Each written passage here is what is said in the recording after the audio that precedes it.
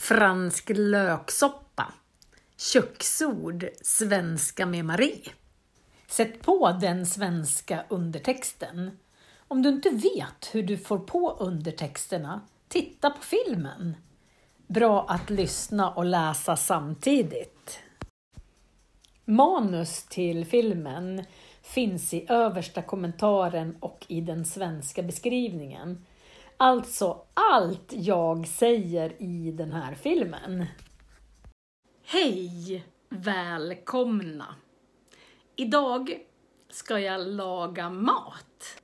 Det var ganska länge sedan jag gjorde en matfilm. Jag har alltid med mig en matlåda till jobbet. Jag har en mattermos. Det här är en termos som man kan ha mat i. Om man skruvar av locket så ligger det faktiskt en sked här som man kan veckla ut. Så. Det är ganska stor öppning. Så när jag ska äta mat på jobbet så äter jag så här. Ur min mattermos. Därför så tycker jag att det är bra att göra soppor. Idag ska jag göra en fransk löksoppa. Men jag har ingen vitlök i. För jag tål inte vitlök. Jag blir jättesjuk av vitlök. Jag tycker om att laga bra och billig mat. Om man gör en fransk löksoppa så kanske det inte kostar mer än 10 kronor per portion. Sån mat tycker jag om.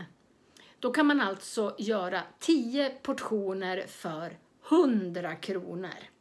Dessutom blir det supergott. Så häng med mig. Idag ska jag göra löksoppa. Fransk löksoppa. Jag tror jag kommer göra nästan 3 liter fransk löksoppa idag. Det ska vara lök naturligtvis i fransk löksoppa. Och jag tar bort skalet på löken.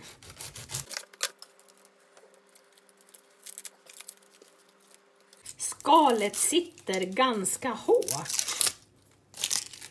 Svårt att få bort skalet. Men sådär, nu har jag skalat 1, 2, 3, 4, 5, 6, 7, 8, 9, 10, 11, 12 lökar. Nu ska jag skära lökarna i lökringar. Det här är en ganska bra kniv för att skära lökringar. Okej, då kör vi.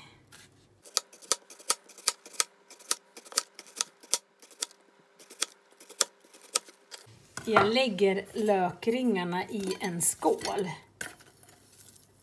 Sen ska jag steka alla de här lökringarna.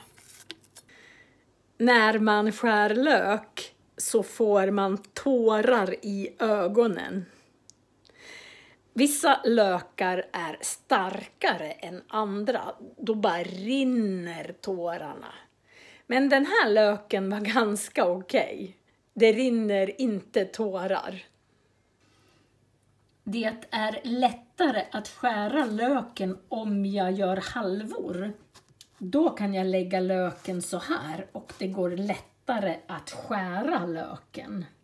Det här är en gjutjärnspanna. Jag har smält smör. Nu har jag skurit upp en skål med lök. Jag har 1, 2, 3, 4, 5, 6, 7, 8 lökar kvar. Det här ska fräsa i gjutjärnspannan i 20 minuter. Så det tar lite tid att fräsa all den här löken. Nu ska jag hälla i. Sådär. Sen sätter jag på värmen. Det skulle vara medelvarmt, så jag tar på 2:an. Nu är det bara att vänta. Nu har första omgången lök fräst i 20 minuter. Och det sista man gör är att man häller lite socker och så får det fräsa några minuter till. Då karamelliseras löken. Jag har hällt i matlagningsvin. Det kan man köpa på ICA. Sen har jag hällt i vinet och löken. Nu ska det här puttra in så att det blir vinsmak i löken. Det här är 3:e omgången lök. Nu har jag hällt i 2 liter vatten och lite kycklingbuljong i det här. Nu ska det koka i 20 minuter.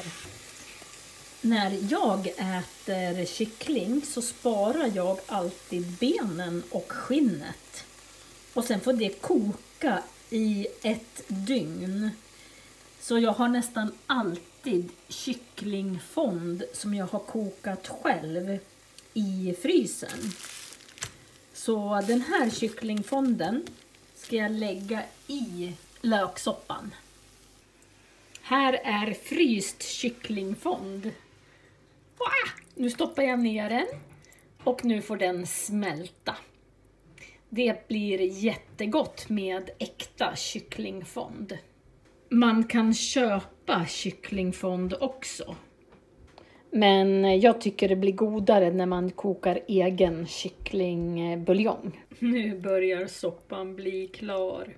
Soppan kan ätas precis som den är. När jag tar med mig soppan till skolan i min mattermos så kommer jag bara ha den exakt som den är. Man kan servera den med ost. Då lägger man på ost på tallriken och så stoppar man in det i ugnen, så gratineras osten. Den smälter på soppan, men då måste man ha ugnsfasta formar. Ugnsfasta soppskålar, annars spricker sopptallriken. Jag kommer att göra krutonger. Vad är krutonger? Om man har gammalt bröd kan man skära brödet i fyrkanter. Så här ser det ut. Jag har satt in mina brödbitar i ugnen för att de ska torka ordentligt. Det är krutonger. De ska jag steka i en stekpanna i lite smör så att de blir hårda. Och så lägger jag dem på soppan. Gå gärna in på Tasteline. Det är där jag har hittat receptet med fransk löksoppa. Nu ska vi göra krutonger. Då ska man ha smör i en stekpanna. Sen ska man vänta till smöret är nötbrunt. Då ska man stoppa i krutongerna och steka dem tills de blir knapriga. Så här ser de ut. Då smakar de smör och lite krydda. Nu blev det några som blev lite brända. De slänger vi.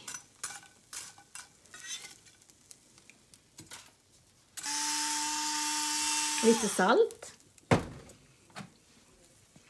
Lite peppar. Ganska mycket peppar. Man lär sig för varje gång. Nu har Thomas i väldigt mycket smör på en gång. För de här brödbitarna suger åt sig massor med smör.